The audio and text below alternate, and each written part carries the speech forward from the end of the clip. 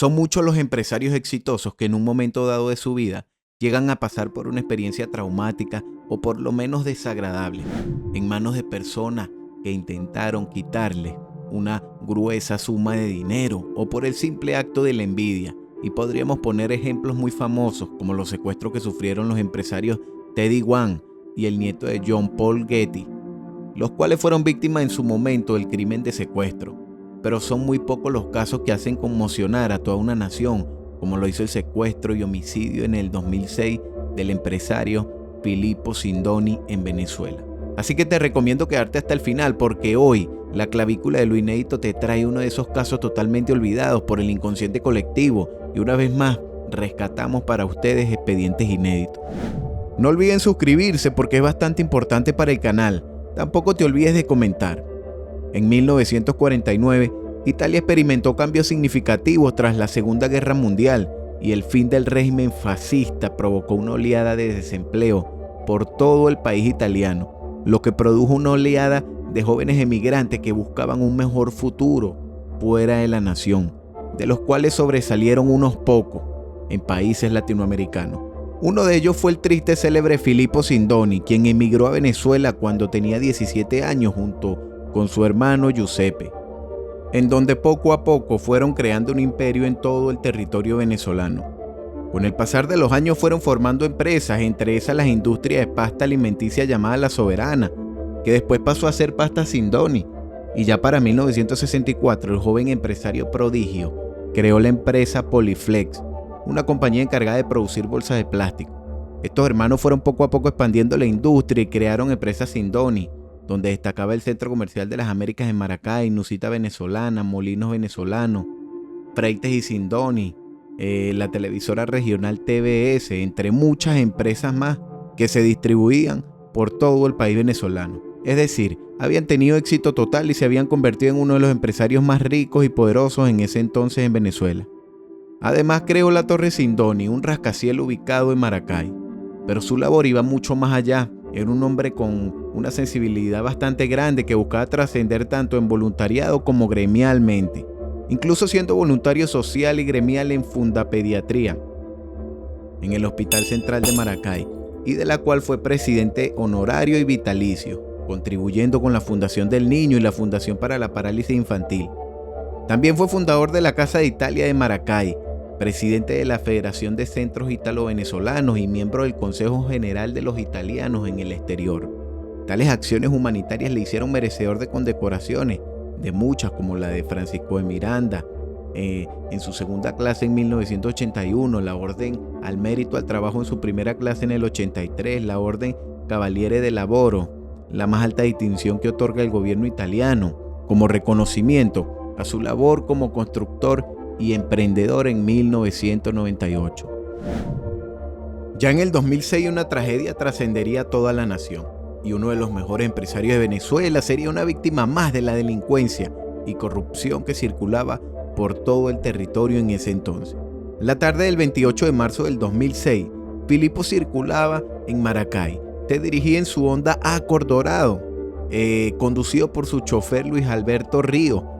Para Sindoni, ese trayecto era rutina, pero esa tarde el recorrido se convirtió en una trampa.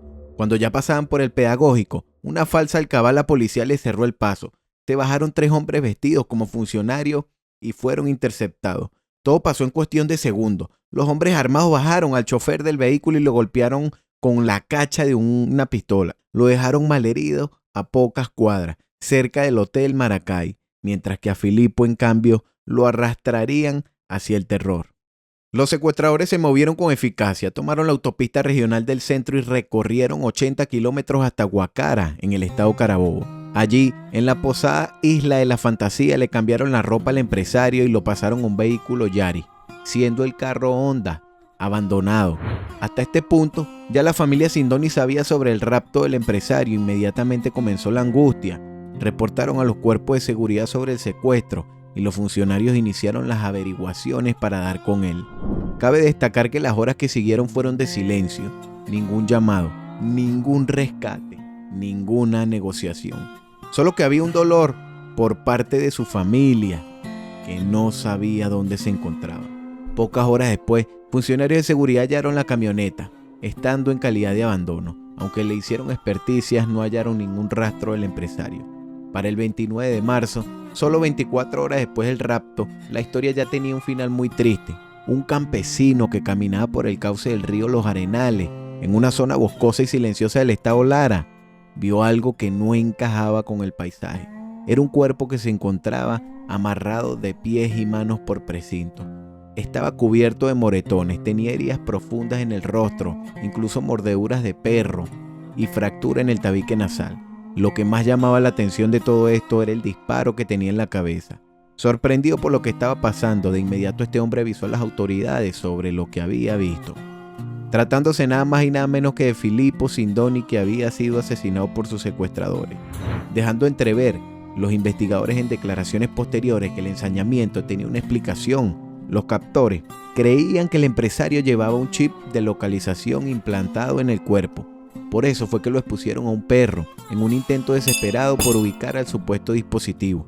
La tortura fue su método de búsqueda, el asesinato, su forma de terminar con esta larga sospecha.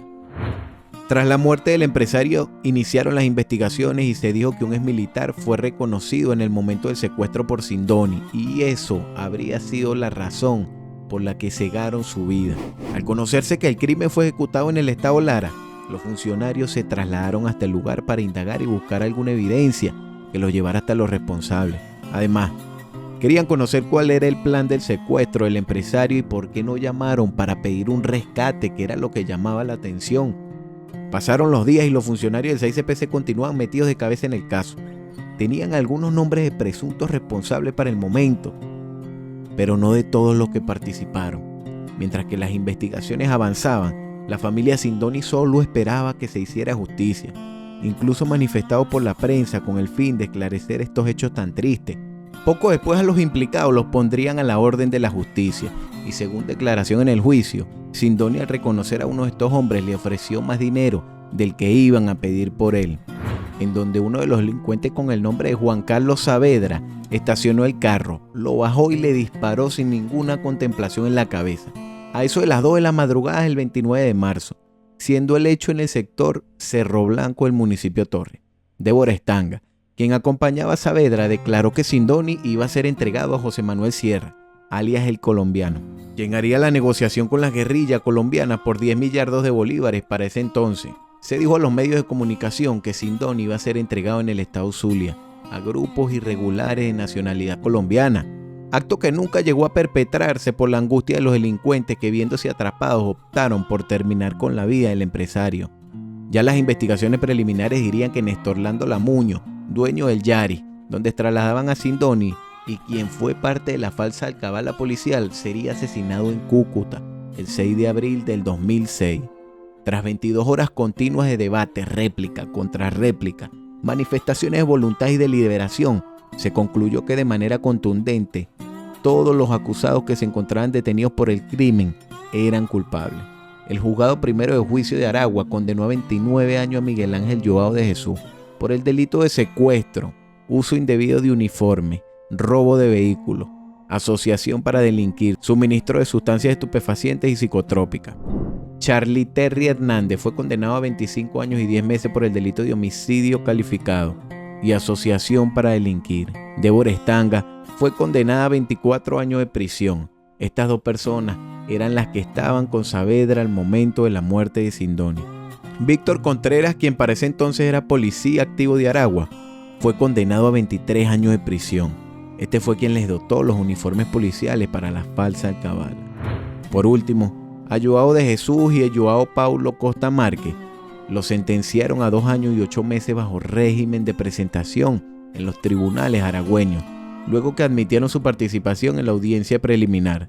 También se hizo saber mediante las declaraciones de uno de los miembros de la familia que Sindoni había aplazado un viaje que haría junto con su esposa a su natal Italia, justo una semana antes de su muerte, por esperar las venideras elecciones en Venezuela, ya que añoraba participar. El empresario había luchado en los años anteriores a su muerte por el reconocimiento del derecho de voto de los italianos en el exterior.